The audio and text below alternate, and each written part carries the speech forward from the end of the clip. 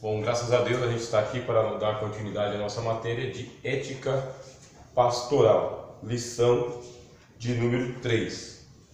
E começa com o aconselhamento pastoral, página de número 47 do nosso livro-texto. Bem, deixa eu falar um pouquinho sobre o aconselhamento pastoral.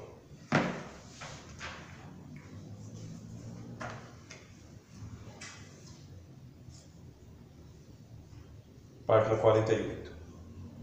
O texto de Malaquias 2,7 diz: porque os lábios do sacerdote devem guardar o conhecimento, e da sua boca devem os homens procurar instrução, porque ele é o mensageiro do Senhor dos Exércitos.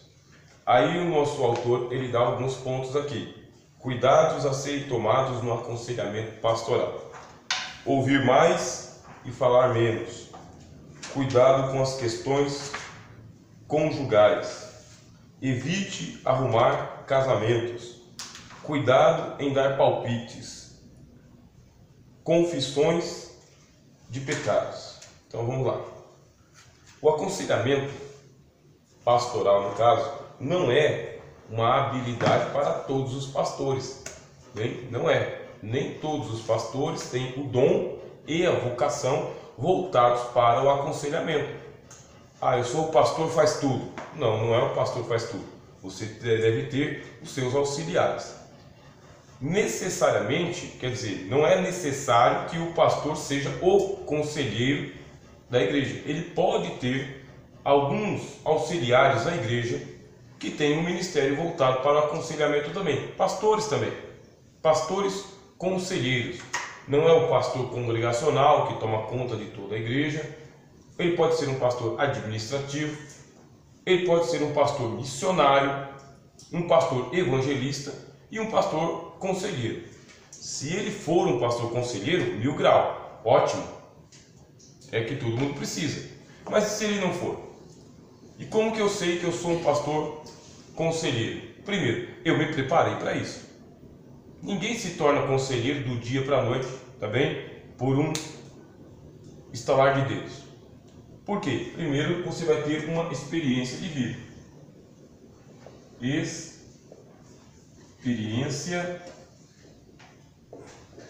de vida.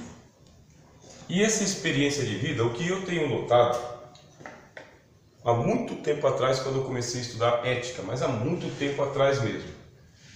Aí caiu nas minhas mãos o livro de um padre dando aconselhamento familiar. E eu li, linha por linha, li o livro todinho, e o que eu percebi que faltava no padre?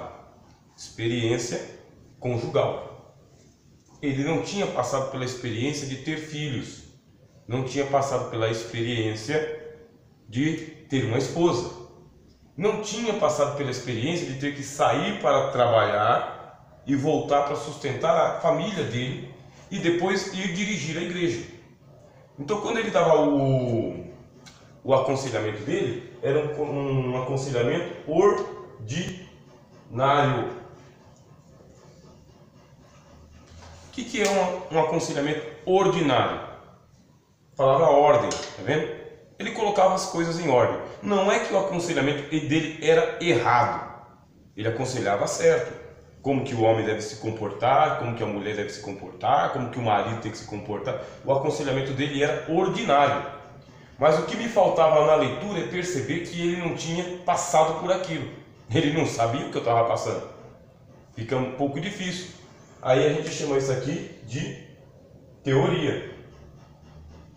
O que se espera de um pastor conselheiro? Que na hora que ele for ouvir a pessoa que o procurou, primeiro, você não oferece o serviço. Escuta, eu sou um pastor conselheiro, quem quiser vem falar comigo. Você não oferece, não é balcão de negócio. Você não está vendendo sabedoria para ninguém. Agora, as pessoas da igreja, os membros, precisam ter confiança de procurar o seu pastor. Não é todo dia, não é toda hora, mas vai procurar para um aconselhamento. O ditado popular diz que se conselho fosse bom, não se dava, se vendia. É o diabo falando. A gente sabe que é o diabo, porque o que a Bíblia é? A Bíblia é um livro de aconselhamento. Ela diz: a palavra de Deus é útil para instruir, para corrigir, para redarguir. O apóstolo Paulo, ele escreveu para Timóteo que ele deveria ser apto para isso, para ensinar, com mansidão, com inteligência, tá? Mas com vocação também. A Bíblia tem um livro chamado Livro de Provérbios. São 30 capítulos, está arrumado em capítulos, e nos 30 capítulos é dado o aconselhamento. Só que ali, no livro de Provérbios, tá, ó, você tem aqui, o que é pro? Pro é aquilo que é a favor, tá, ó, a favor, provérbios. O que são os verbos? São palavras que são faladas a favor da vida. Bios é vida, tá bem? Verbo é a palavra. O que é um provérbio? É uma palavra que é falada a favor de quem está vivendo, para melhorar a vida. É uma alternativa muito boa. Você está numa sinuca de bico, não sabe como sair da caçapa, né? Vai perder a sua bolinha. Isso aqui para quem já jogou, né? Sinuca. Você vai fazer como? Tem uma jogada, só que tem que ser jogada de mestre. Você não pode dar qualquer tacada, porque se você der qualquer tacada, você perde a bolinha. Para que você busca um aconselhamento? Busca um aconselhamento para sair de uma sinuca de bico, para sair de uma situação difícil. Qualquer pessoa vai poder te aconselhar? De forma nenhuma. Quantas pessoas têm experiência de vida para ouvir o que você está falando com sensibilidade, ó? Sensibilidade. Uma coisa é o cara ser um teórico, entendeu? E ele ouve você por ouvir, mas ele não está sentindo nada, ele não tem sensibilidade. Outra coisa é você falar com alguém que enfrentou a situação, ou ela enfrentou, ou dentro da casa dela alguém enfrentou, ou alguém próximo dela enfrentou, enfim, ela passou por aquilo. Por que a Bíblia diz que o sumo sacerdote ele tinha que ser retirado dentre os seus irmãos? O autor aos Hebreus fala, porque ele estava rodeado de fraquezas. Deus escolheu sumos sacerdotes humanos, porque eles também são rodeados de fraqueza e podem perfeitamente socorrer os homens que estão passando pelas mesmas tentações. Para isso que existe um sacerdote humano. Por isso Jesus Cristo, ele é primeiramente humano.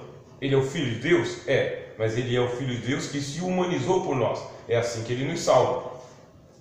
Ele pode perfeitamente se conduir dos fracos e ignorantes, porque ele também foi experimentado em tudo, diz a Bíblia. Em tudo foi tentado, mas sem pecado. Não cedeu. Vou procurar o aconselhamento de um pastor, ou o pastor vai ser um conselheiro. Precisa ser uma pessoa sensível para saber no que é que ele está se envolvendo, ao que ele está sendo chamado. Quer dizer, aí o nosso autor aqui fala, precisa aprender a ouvir mais e falar menos. Ouvir muito, ouvir o tempo inteiro e falar muito pouco. A gente nunca sabe se a pessoa que está diante de nós está contando a verdade ou se ela está contando uma versão dos fatos. A gente não sabe. Entre a verdade e o fato tem uma distância. A pessoa que veio procurar um aconselhamento pode estar dissimulando, fingindo, escamoteando, inventando história. Não sabemos. Você tem sensibilidade, então você ouve. A pessoa vai falando, deixa ela falar. E você não precisa ter a palavra na ponta da língua. Olha, tem um texto aqui na Bíblia, não sei o que, não precisa. Porque às vezes as pessoas só precisam falar, só colocar para fora. Ela não quer solução, ela quer ouvidos. O pastor é sensível e na sua sensibilidade vai fazer isso aí, vai ouvir. O melhor de tudo, tá bem? Para um pastor conselheiro é aconselhar em casa. É ele ir na casa da pessoa quando for chamado. Nesse caso, nunca vá só, vá acompanhado por 1001 razões. Vá acompanhado por um parceiro de ministério, um irmão, uma equipe, né, a sua esposa. Vá com alguém, não vá só. Agora, isso não impede que ele atenda uma pessoa na igreja só. Não impede. É só montar um espaço próprio para atender as pessoas. Porque eu vejo o seguinte, os pastores estão se precavendo muito para não atender as pessoas no privativo. Estão se precavendo muito. Está ficando muito escudado, sabe? Muito com medo. O delegado não tem esse medo. O ginecologista não tem esse medo. O pediatra não tem esse medo. Por quê? Eles têm idoneidade profissional. É um profissional digno de fé. No meio desses aí, tem um ou outro que é picareta? Tem. Mas não é via de regra. O que se espera? Se espera que um pastor que esteja atendendo no gabinete mantenha sua idoneidade pastoral e que a pessoa que está procurando saiba quem é que está procurando. Caso a pessoa seja mal intencionada, como realmente acontece, é um risco da profissão. Não existe risco zero. É um risco da vocação, não da profissão, mas da vocação. Risco zero não existe. Agora, deixo de aconselhar as pessoas para não correr risco nenhum. Quantos riscos Jesus não correu? Os apóstolos correram. Mas aí vem a idoneidade. O que eu posso fazer então, já que Deus está me chamando para o aconselhamento? Eu vou aparelhar um ambiente, uma sala pastoral, bem ventilada, bem iluminada, bem arejada, com a porta que não precisa ficar trancada, uma porta que fica só encostada ou entreaberta mesmo, de fácil acesso, quer dizer, com assistência, marca um horário, das 8 às 5 da tarde, por exemplo, sabe? Das 2 às 5 da tarde, com pessoas na igreja, tem secretária entrando, tem tesoureira entrando, tem um monte de coisa acontecendo. Quer dizer, não preciso evitar fazer aconselhamento, eu tenho que aprender a apenas me precaver, mas não evitar. Necessário ter experiência de vida, com toda certeza, porque senão a gente vai ouvir só um teórico. E o teórico, ele é um terror, porque ele aplica a injeção sem ele nunca ter tomado a injeção. Ele dá a solução, mas ele mesmo nunca viveria aquela solução. Porque eu tenho amigos que, na hora do aconselhamento, eles eram ordinários, perfeitos, mas um dia chegou lá. E quando chegou para eles não fizeram aquilo que eles mandaram os outros fazer. Que aí viveram a situação. Eu não os condeno, mas eles me disseram o seguinte: se eu tivesse que aconselhar hoje, meu aconselho seria outro, diferente. Porque as situações que as pessoas passam realmente são terríveis. Chegar no ponto de você ter que pedir um aconselhamento para o pastor é porque não tem solução mesmo. Está fora de órbita, né? Fora da curva. Bom, aí o que é que vai acontecer ali nessa questão do aconselhamento?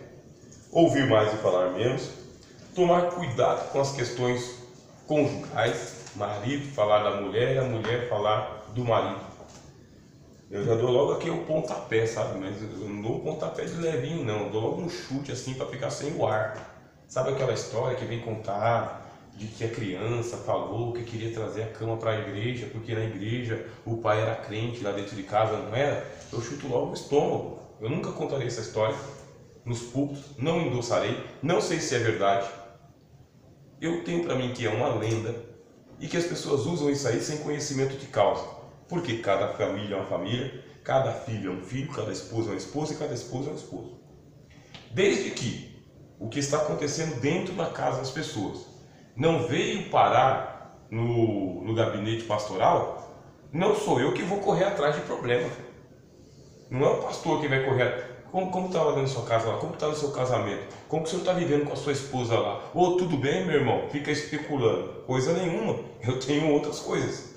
Agora, veio procurar. Quando veio procurar é porque a situação está crítica e caótica. Mas eu devo tomar todo o cuidado, primeiro, nem para endossar o casamento, continua com ele até o fim, porque está escrito na Bíblia, sabe? E muito menos eu vou falar, larga logo desses trastes aí, meu, ficar virando aí pandeiro. Nada de extremismos, eu não tenho conhecimento ainda. Ainda mais que quando eu entro nesse âmbito do aconselhamento, eu tenho que usar a Bíblia. Eu não sou um psicólogo, pastor não é psicólogo. Se a pessoa quiser um psicólogo cristão, vai lá na clínica do cara. Ó, eu não sou psicólogo, tá aqui o cartão, Paraíba, pode ir lá. já encaminha logo.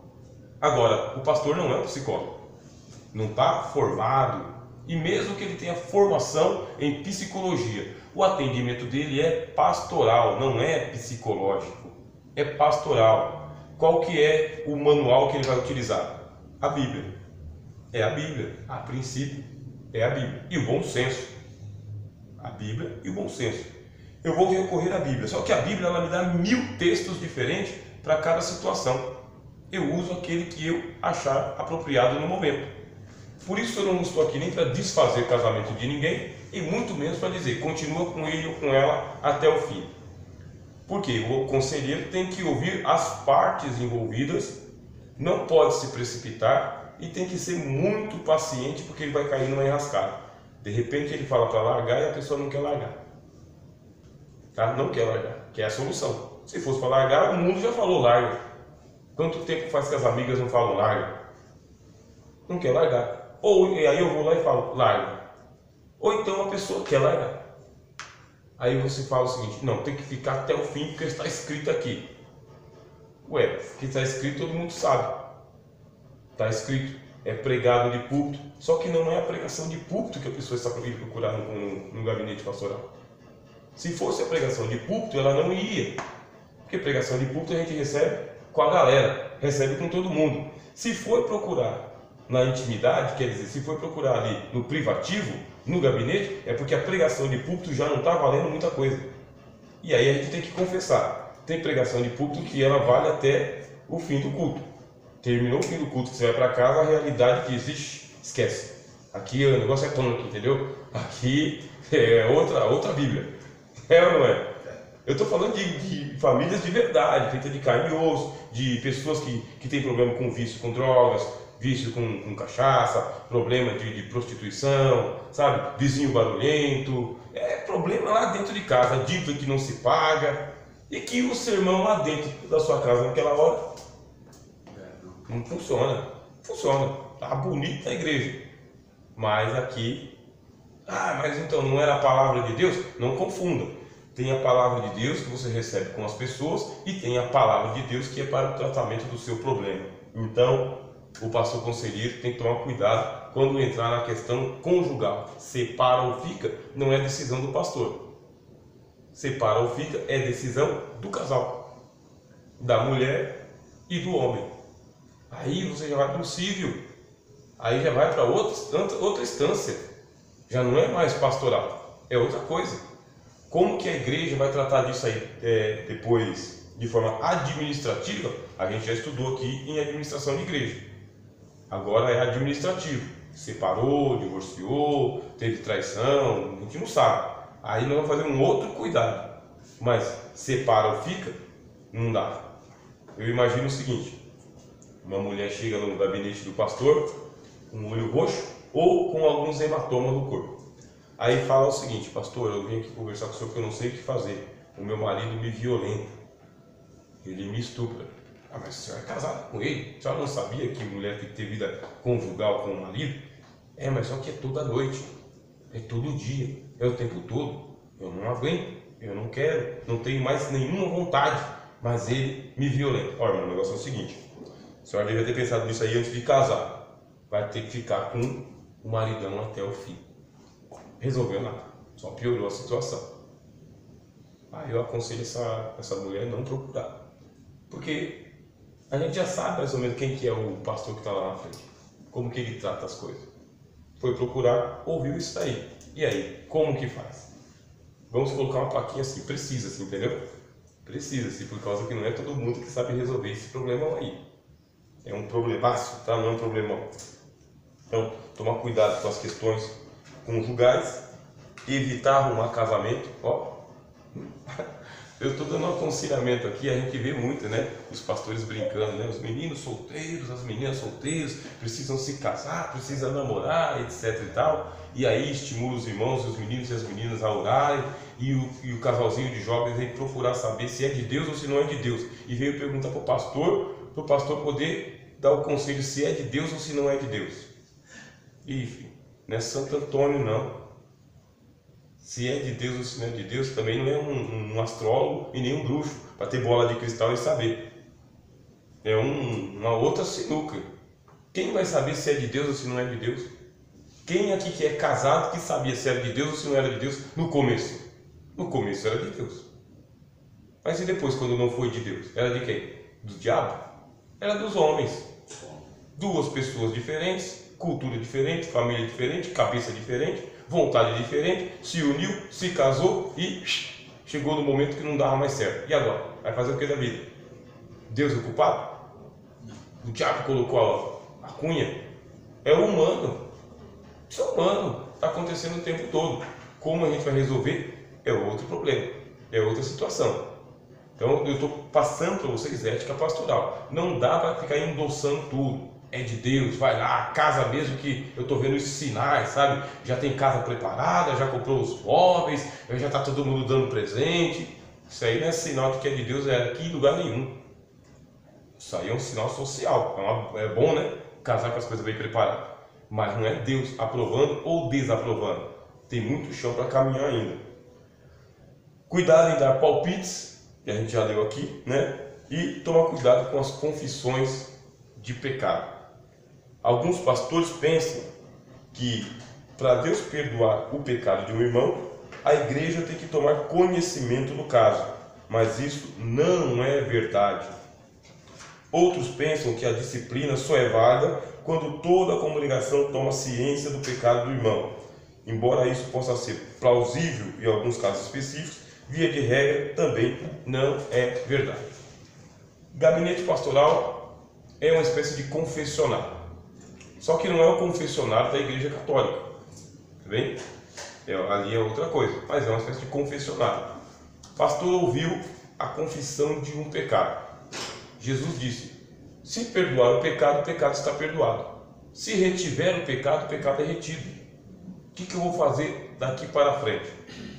Pode colocar a pessoa em disciplina e pode não colocar a pessoa em disciplina. Porque dependendo do pecado que for confessado e ela for para a disciplina, tem um agravante. Dependendo de qual for. Por isso, eu já expliquei isso aqui nas aulas anteriores, vocês lembram, né? Sobre confissão de pecados, quando eu estava falando sobre eclesiologia. Qual que é a melhor maneira que o pastor tem para conduzir o seu rebanho? Ensine a doutrina do sacerdócio universal. Ensina os crentes a irem até Jesus para resolver os seus pecados. Se confessarmos os nossos pecados, Ele é fiel e justo para nos perdoar os pecados, não somente os nossos, mas do mundo inteiro. Agora, nem todas as pessoas vão ter essa consciência, vão procurar o pastor. Aí ele vai ter que administrar a situação. Primeira regra, tá? Isso é regra, minimiza isso aí. O que é minimizar? A janela está aberta, não é? Você clica no botãozinho e ela fecha. Não pega e não usa uma espécie de lupa. Para que serve a lupa? Para aumentar. Fica escrafunchando. Como foi? Onde foi? Quando foi? Por que foi? Quanto não foi? Não te avisei. Não te falei. Não sei o que. Não. A confissão é da pessoa que veio procurar ajuda. E ela vai confessar o que lhe couber confessar. Sem detalhes, entendeu? Sem detalhes, que já é uma vergonha. Sem detalhes. Ouviu a confissão do que tem que ser confessado, né?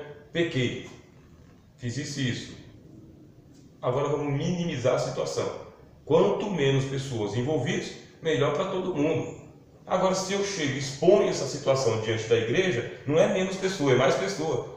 Não estou minimizando nada, eu estou maximizando isso daí. Porque quando eu disser, é o fulano que está sendo disciplinado, o que foi? Quando foi? Quem foi?